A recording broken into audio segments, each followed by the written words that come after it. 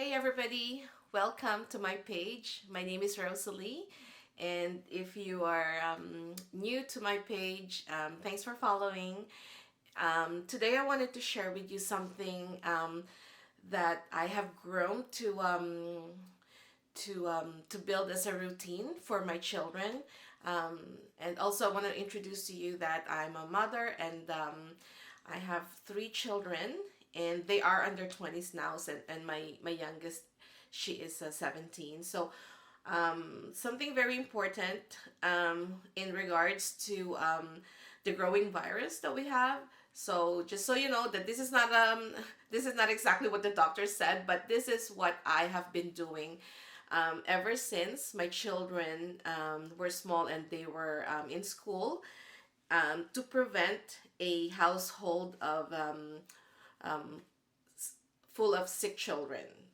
So I want to start with this.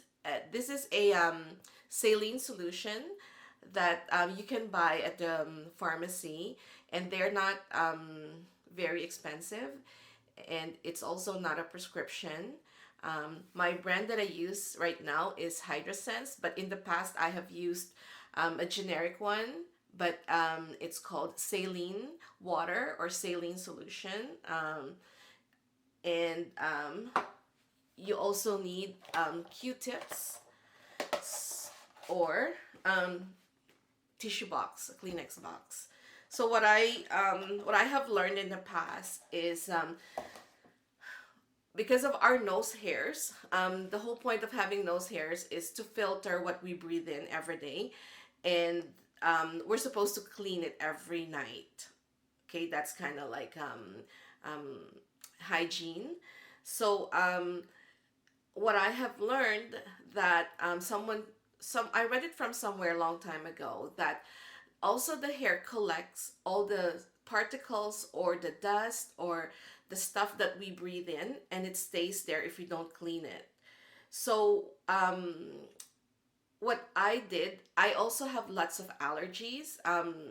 As I get older, it changes every year, and but most of my allergies were from environment, and they were from tree, from flowers, dust, molds, and all those jazzy stuff.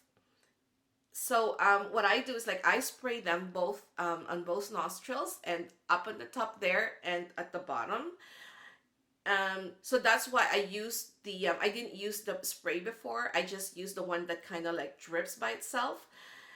And then kind of like rub around the walls of your nose all the way in the top. Just be careful with the children because they have very sensitive canals on their nose.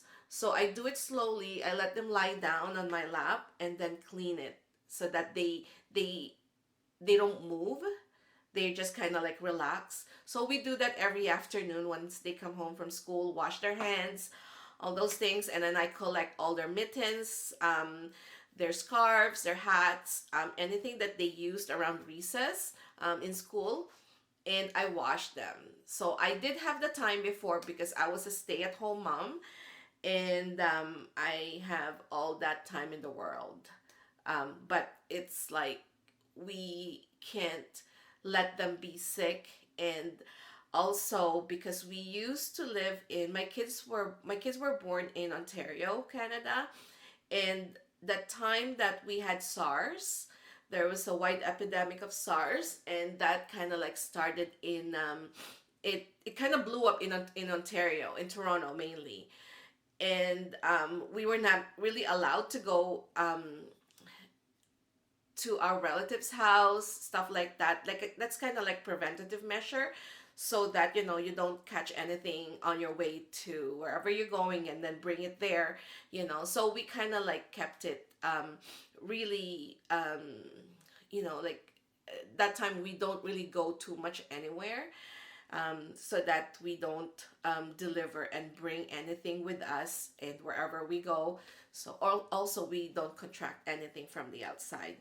So another thing I wanted to share with you is, aside from SARS, we did have the swine flu, and we lived through that too.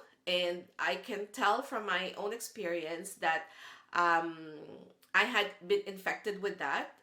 So I want to share with you what it felt when I had the virus. And you see, I'm still alive. Um, when when I had that day, I woke up fine. I was okay. I was like, I my normal day. I got up, made breakfast, went to shower, and I think that time I was already working. And I dressed up, my normal self, went to work, and around 11:30, before lunchtime, I started feeling this sudden chill in my body. And I didn't have the fever yet, but I felt like the pain is going really, like it's seeping through my muscles, and it's coming onto me really fast.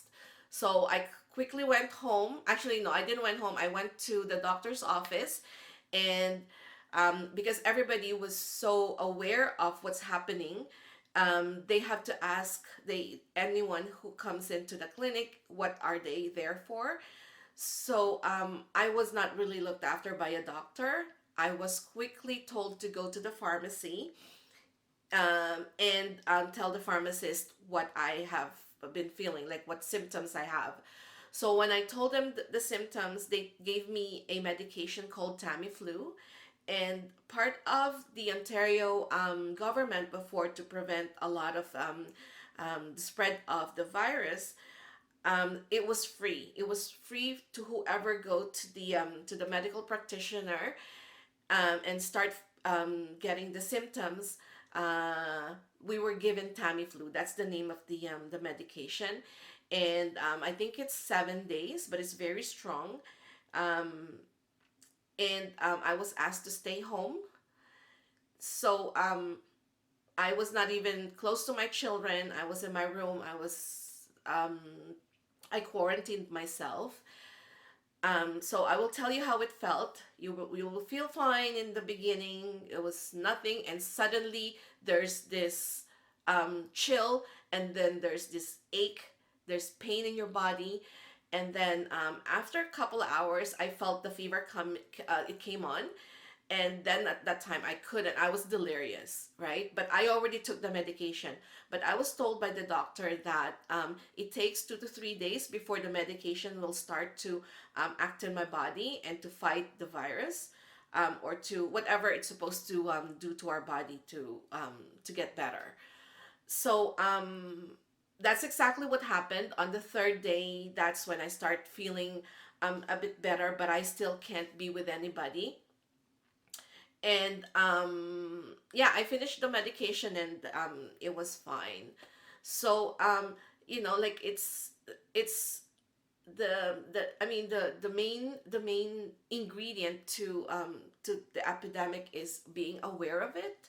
And you should know yourself. You should know what you feel, like sudden rush of we should know the symptoms, right? But there's also other things we can do, like this, the mask, which is this one is very kind of like it's not medical grade, but it will help because it will filter what you have in your nose or what you're trying to breathe in. And if that is not enough, there's another one. So let's say you're very scared, right? So, but this is not really to scare you. This is just to, you know, um, we don't, like we don't know because this is like airborne.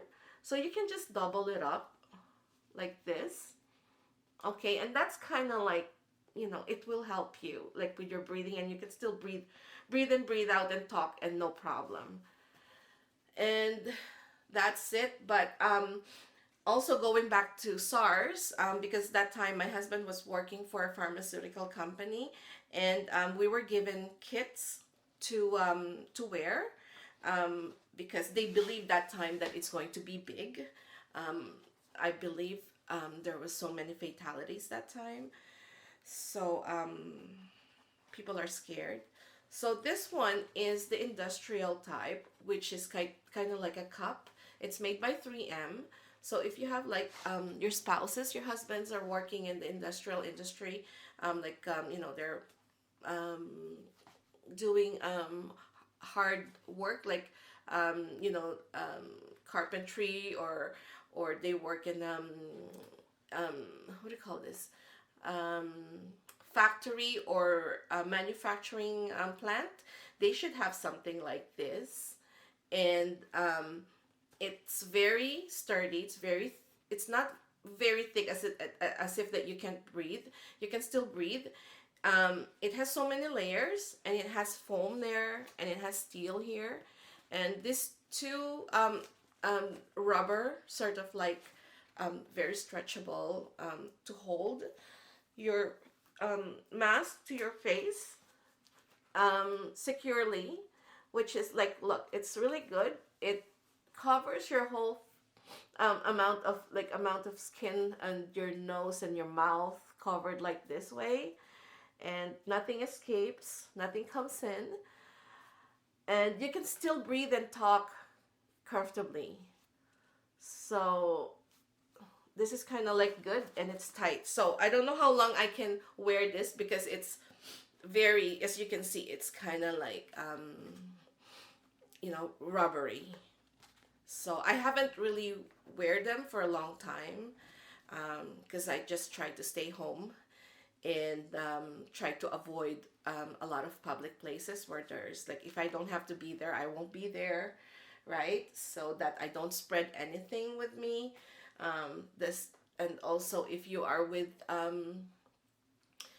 if you have like an elderly at your home, they're likely very susceptible to a lot of airborne things. So yeah, that's about it.